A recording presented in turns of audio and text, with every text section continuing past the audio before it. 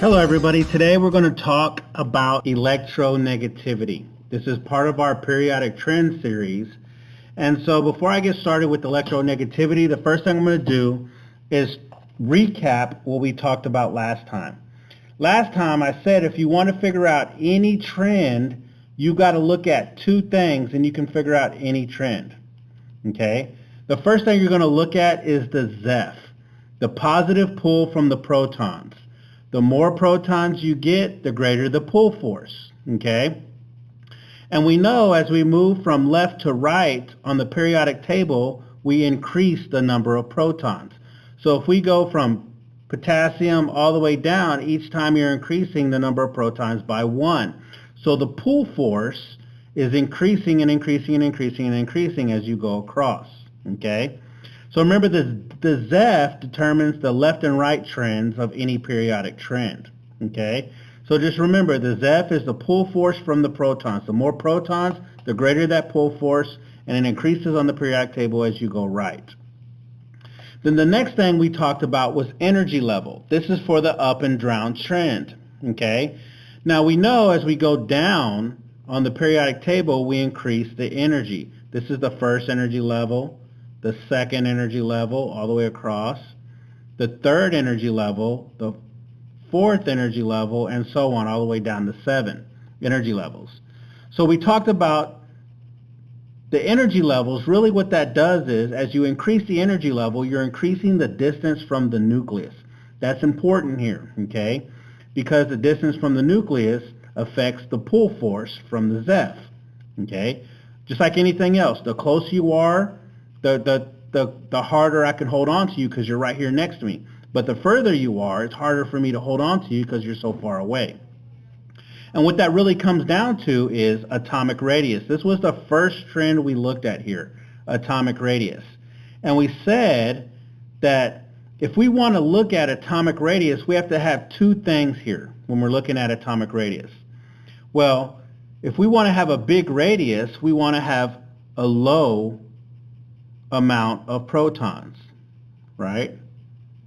A low amount of protons. And if we want a big atomic radius, we need a high amount of energy levels. And that's what would dictate our atomic radius, if we want a big atomic radius. Well, how do we get that? Low protons, high energy levels? Well, if we want an increasing atomic radius, we got to go left on the periodic table and down on the periodic table, okay? And don't forget what I said last time. This is very important. The up and down, put this in parentheses, up and down trumps left and right. And that's because when you get that energy level, the next energy level, it increases so much distance from the nucleus that the amount of protons you gain through that whole energy level don't matter no more because that distance is so great. So up and down will always trump left and right. And that's with all the trends, okay? That's with all the trends. Up and down trumps left and right. So this is the recap from last time. So this brings me to the new stuff. So today we're going to talk about electronegativity, okay?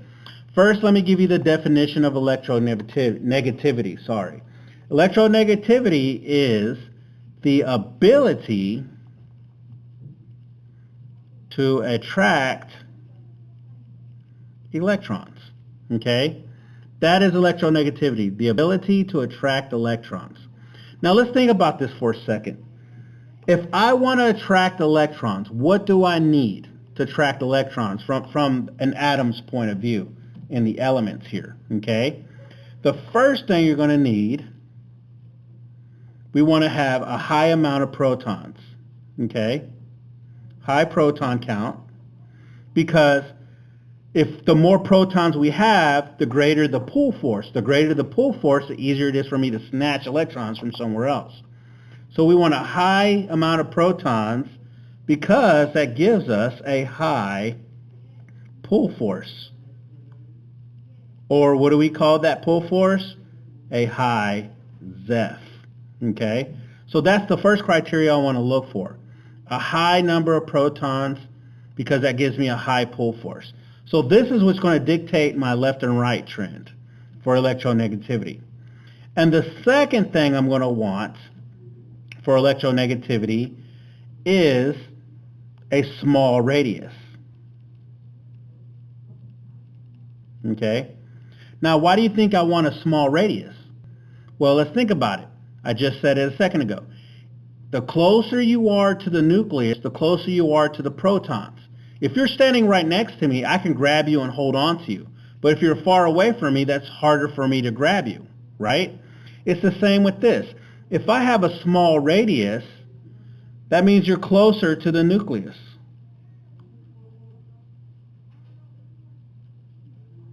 You're closer to the nucleus, therefore it's going to be easier to grab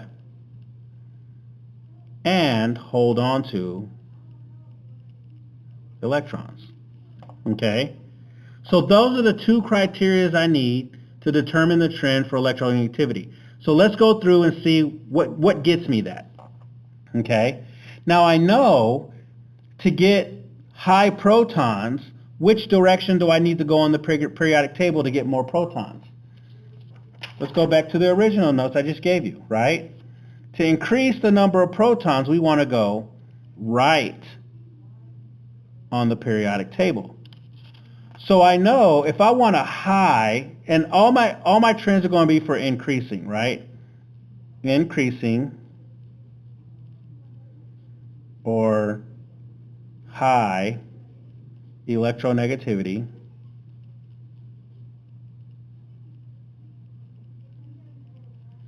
We want to go which direction on the periodic table?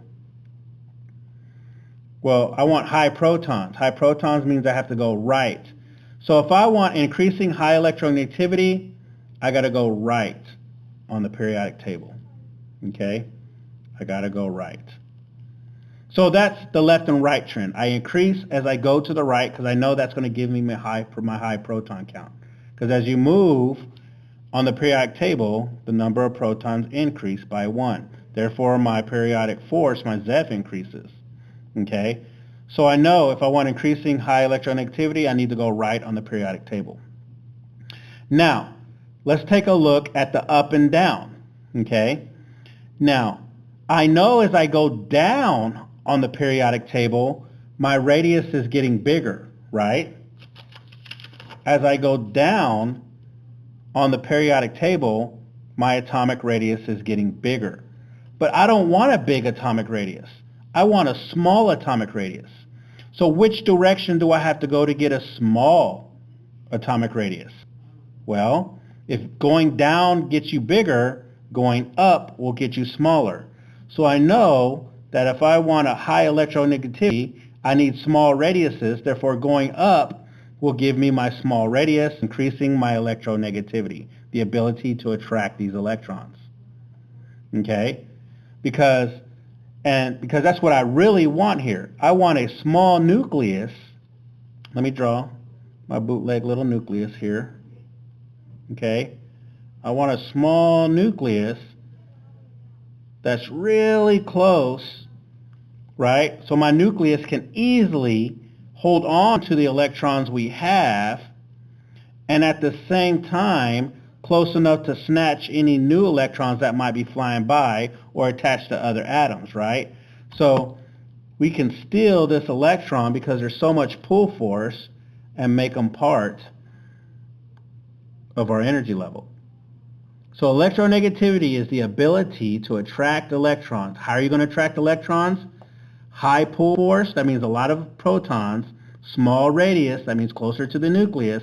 So that means the trend for increasing high electronegativity is up and to the right on the periodic table.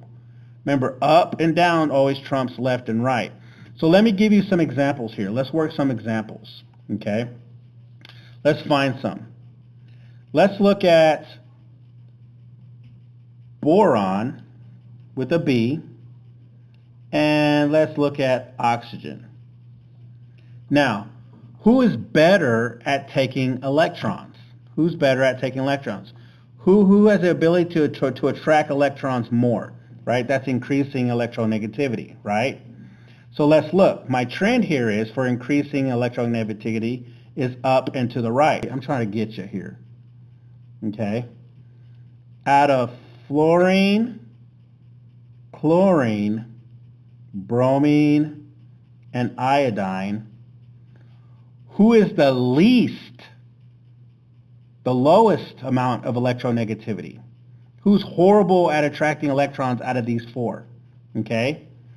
Well, the good ones are more up and right for attracting electrons, so the worst ones have to be what? Down and left. We reverse the trend, right? So if we want to say who's the worst at attracting electrons, we got to reverse this trend because this is for increasing. These guys are good at attracting electrons. So we want to know who's the most down and to the right. That will tell us who's the worst. So out of those four, let's come right here, fluorine, chlorine, bromine, and iodine. Well, who's the best? Well, fluorine's the best because he's the most up. That means who's the worst? It has to be iodine. He's the lowest one, right? So if they want to know reverse of this trend, just reverse the arrows. So in this case, iodine is the worst at attracting electron, and fluorine is the best at attracting electrons. Okay? So just remember, when I give you a trend, it's for increasing the highest electronegativity. Who's the best at attracting electrons? That's up and to the right on the periodic table. So if I say who's the worst, reverse that trend, and that'll tell you who doesn't attract electrons as well as the other guys. Okay, everybody, that's electronegativity, and you have a phenomenal day.